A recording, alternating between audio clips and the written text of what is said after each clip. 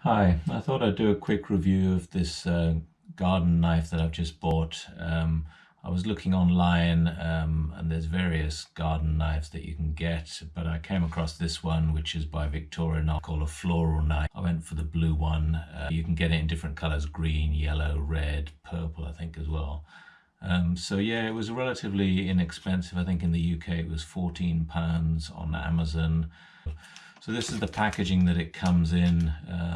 So yeah, the knife itself is a relatively simple single blade knife with a nylon handle.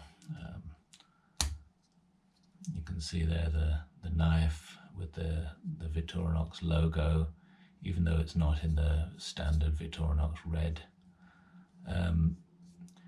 Straight blade, feels pretty sharp, and obviously being stainless steel is not going to rust in the garden. So yeah, looking at the overall length, it's 100 millimeters, which is about 4 inches in length.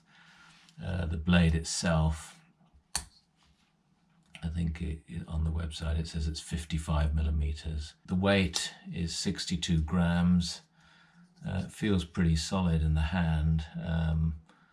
You can see there the handle is pretty long, so it's quite easy to hold.